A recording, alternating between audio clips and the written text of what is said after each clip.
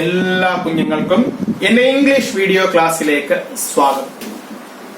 പതിവ് പോലെ നമ്മൾ ഇന്ന് പഠിക്കുന്നത് 10ാം ക്ലാസ്സിലെ ഇംഗ്ലീഷ് ടെക്സ്റ്റ് ബുക്കുമായി ബന്ധപ്പെട്ട പാഠഭാഗങ്ങളാണ്. ദ സ്കോളർഷിപ്പ് ജാക്കറ്റ്, മാർത്ത സഡിനാസിന്റെ ഒരു കഥയാണ്. ഇതിന്റെ അവസാന ഭാഗമാണ് നമ്മളിപ്പോൾ കൈകാര്യം ചെയ്യാൻ പോകുന്നത്. ഗ്രാൻഡ് പാ പണം നൽകില്ല എന്നറിഞ്ഞുകൊണ്ട് അവൾ പ്രിൻസിപ്പലിന്റെ റൂമിലേക്ക് കടന്നു ചെല്ലുകയാണ്.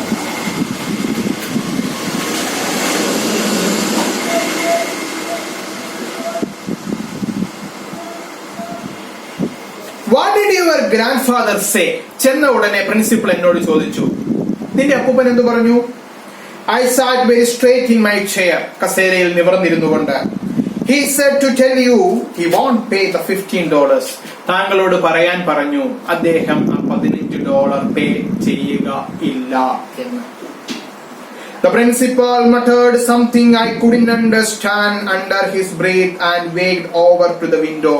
ഇരിക്കുന്നിടത്തു നിന്ന് എഴുന്നേറ്റ് ജനലിലേക്ക് പോകുന്നിടം വരെ അദ്ദേഹം എന്ത് പെറുപെറുത്തുകൊണ്ടാണ് പോയത്. അത് എന്താണെന്ന് എനിക്ക് വ്യക്തമായില്ല. He stood looking at something outside. പുറത്തെന്തോ അദ്ദേഹം ശ്രദ്ധിച്ചുകൊണ്ട് നിൽക്കുകയാണ്. He looked bigger than usual when he stood up. He looked bigger. അദ്ദേഹം ഒരുപാട് പൊക്കമുള്ള ആളായി എനിക്ക് തോന്നി. He was a tall, gaunt man with grey hair. നല്ല പൊക്കമുള്ള ഒരു മനുഷ്യനായിരുന്നു. തല മുഴുവൻ നരച്ച മുടിയായിരുന്നു. And I watched the back of his head while I waited for him to speak.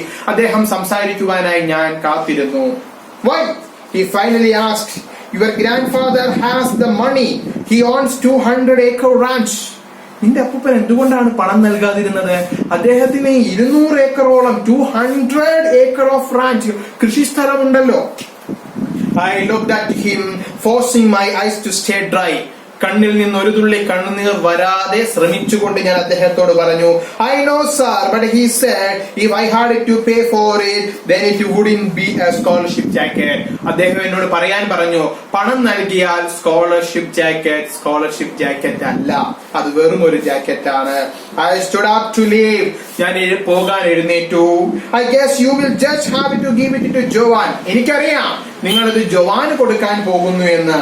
I had not mean to say that. അത് പറയണമെന്ന് കരുതിയതല്ല. It had just slipped out. അതെന്റെ വായിൽ നിന്ന് അറിയാതെ വീണു പോയതാണ്. I was almost to the door when he stopped me. ഞാൻ റൂമിൽ നിന്ന് പുറത്തേക്ക് ഇറങ്ങി നടക്കാനായി ശ്രമിച്ചപ്പോൾ ഡോറിന്റെ അടുത്തെത്തിയപ്പോൾ അദ്ദേഹം എന്നെ തടഞ്ഞു. മാർത്ത, വെയിറ്റ്, നീ ഒന്ന് ക്ഷമിക്കൂ. I turned and I looked at him. ഞാൻ തിരിഞ്ഞ് അദ്ദേഹത്തിനെ നോക്കി നിന്നു. What did he want now?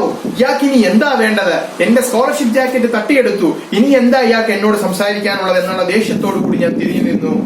I could feel my heart pounding loudly in my chest. എന്റെ ഹൃദയം പടപടാന്നിടിക്കുന്നത് എനിക്ക് കേൾക്കാമായിരുന്നു. Something bitter and wild tasting was coming up in my mouth. എന്റെ തൊണ്ടയിൽ എന്തോ ഒരു വല്ലാത്ത ടേസ്റ്റ് വന്നു. I was afraid I was going to be sick. എനിക്ക് തോന്നി എനിക്കെന്തോ വല്ലായിക വരാൻ പോകുന്നു എന്ന് തോന്നി. I didn't need any sympathy speeches. അദ്ദേഹത്തിൽ നിന്നും ഇനി ഒരു സിമ്പതി, അനുകമ്പയുടെ വാക്കുകൾ എനിക്ക് ആവശ്യമില്ല. He sighed loudly and went back to his big desk. He sighed loudly. അദ്ദേഹം ഒരു ദീർഘനിശ്വാസം വിട്ടു. And went back to his big desk. അദ്ദേഹത്തിന്റെ കസേരയിൽ ചെയറിൽ വന്നിരുന്നു. He watched me biting his lip. അദ്ദേഹം ചുണ്ടുകൾ കടിച്ചുകൊണ്ട്, Okay, we will make an exception in your case. നിന്റെ കാര്യത്തിൽ ഒരു തീരുമാനം ഞാൻ എടുക്കാം. I will tell the board you will get your jacket.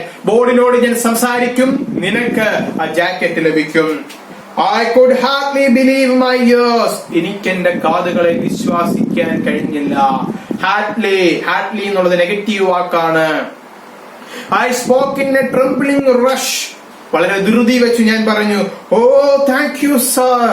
താങ്കളോട് എനിക്ക് നന്ദിയുണ്ട്. Suddenly I felt great. എനിക്ക് വലിയ ആശ്വാസം തോന്നി.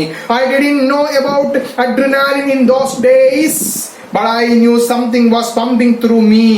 അന്ന് അഡ്രിനാലിൻ എന്ന ഹോർമോണിനെ പറ്റി എനിക്കറിയില്ല. പക്ഷെ എന്റെ ശരീരത്തു കൂടി എന്തോ തിളച്ചു മറിയുന്നത് എനിക്ക് അനുഭവപ്പെട്ടു. Making me feel as tall as the sky. ആകാശം മുട്ടെ ഞാൻ ഉയരുന്നതായി എനിക്ക് തോന്നി.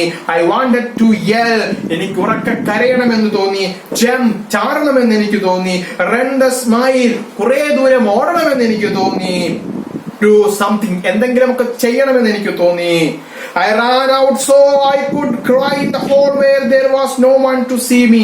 സ്കൂൾ ഹാളിലെത്തി ഉറക്കെ കരയണമെന്ന് എനിക്ക് തോന്നി. കാരണം അവിടെയാകുമ്പോൾ മറ്റ് ആരും എന്റെ കരച്ചിൽ ശ്രദ്ധിക്കില്ല. At the end of the day, Mr. Smith winked at me and said, എന്റെ അടുത്തെത്തി കണ്ണടച്ചുകൊണ്ട് അദ്ദേഹം പറഞ്ഞു, I hear you are getting the scholarship jacket this year. ആഹാ, ഞാൻ കേട്ടല്ലോ, നിനക്കാണല്ലോ ഈ വർഷത്തെ scholarship jacket. His face looked as happy and innocent as a baby's. ഒരു കൊച്ചുകുട്ടിയെ പോലെ സന്തോഷമുള്ള ഇന്നസെന്റ് ആയിട്ടുള്ള ഒരു മുഖമായിരുന്നു അദ്ദേഹത്തിന്. But I knew better. പക്ഷെ അദ്ദേഹം എനിക്ക് വേണ്ടി മിസ്റ്റർ ബൂണിനോട് വാദിച്ച കാര്യമൊക്കെ എനിക്കറിയാം. Without answering, I gave him a quick hug and ran to the bus. അദ്ദേഹത്തെ ഒന്ന് കെട്ടിപ്പിടിച്ചു. അതിനുശേഷം സ്കൂൾ ബസ്സിലേക്ക് ഞാൻ ഓടി. I cried on the walk home again. ഇപ്രാവശ്യവും ഞാൻ വീട്ടിലേക്ക് പോകുന്ന വഴി കരഞ്ഞുകൊണ്ടാണ് പോയത്. But this time, because I was so happy, സങ്കടം കൊണ്ടല്ല ഞാൻ കരഞ്ഞത്, ജാക്കറ്റ് കിട്ടുമെന്ന സന്തോഷം കൊണ്ടാണ് കരഞ്ഞത്. I couldn't wait to tell grandpa and ran straight to the field. ഈ വിവരം എങ്ങനെയെങ്കിലും ഗ്രാൻഡ്പായെ അറിയിക്കണമെന്ന് എനിക്ക് തോന്നി. I joined him in the row where he was working and without saying anything, I crouched down and started pulling up the weeds with my hands. അദ്ദേഹം കളപറിച്ചുകൊണ്ടിരിക്കുകയാണ്. ഒന്നും മിണ്ടാതെ അദ്ദേഹത്തിന്റെ അടുത്ത് പോയിരുന്ന് ഞാനും കളപറിക്കുവാൻ തുടങ്ങി. Grandpa walked alongside me for a few minutes and he didn't ask what had happened. എന്റെ grandpa അങ്ങനെയാണ്, എന്താണെന്ന് സ്കൂളിൽ സംഭവിച്ചതൊന്നും അദ്ദേഹം എന്നോട് ചോദിച്ചില്ല. After I had a little pile of weeds between the rows, I stood up and faced him. കുറെ കളപറിച്ചതിന് ശേഷം ഞാൻ അദ്ദേഹത്തോട് പറഞ്ഞു. The principal said he has making an exception for me. അദ്ദേഹം എനിക്ക് വേണ്ടി ഒരു മാറ്റം ഉണ്ടാക്കിയിരിക്കുന്നു. Grandpa, and I am getting the jacket after all. എനിക്ക് ഈ പ്രാവശ്യം എന്റെ ജാക്കറ്റ് ലഭിക്കും. That is after I told him what you said.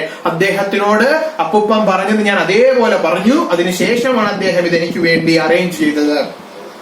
Grandpa didn't say anything. അപ്പോഴും ഗ്രാൻഡ്പാ ഒന്നും പറഞ്ഞില്ല. He just gave me a pat on the shoulder and a smile. എന്റെ പുറത്തൊന്ന് തട്ടി, ഒന്ന് പുഞ്ചിരിച്ചു. He pulled out the crumpled red handkerchief that he always carried in his back pocket. പിന്നിലുള്ള പോക്കറ്റിൽ ഒളിപ്പിച്ചു വെച്ചിരുന്ന ഹാൻഡ്കർച്ചീഫ് എടുത്തു. And wiped the sweat off his forehead.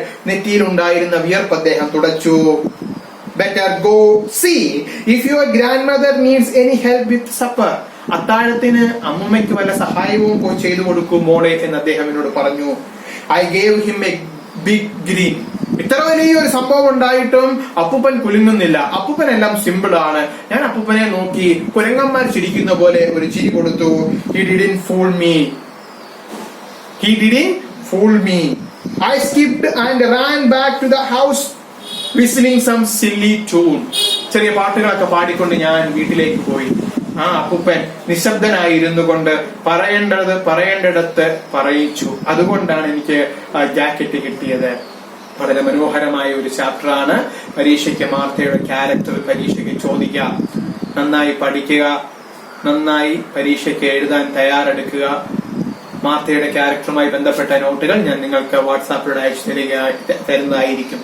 ആർക്കെങ്കിലും ഈ പാഠവുമായി ബന്ധപ്പെട്ട നോട്ടുകൾ ആവശ്യമുണ്ടെങ്കിൽ ഈ ഡിസ്ക്രിപ്ഷൻ ബോക്സിൽ കൊടുക്കുന്ന വീഡിയോയുടെ താഴെയുള്ള ഡിസ്ക്രിപ്ഷൻ ബോക്സിൽ കൊടുക്കുന്ന നമ്പറിൽ ബന്ധപ്പെട്ടാൽ അവർക്ക് ഞാനത് അയച്ചു തരുന്നതായിരിക്കും. മുൻകാല വർഷങ്ങളിലെ ചോദ്യങ്ങളും നമ്മൾ ചെയ്യും. Thank you so much.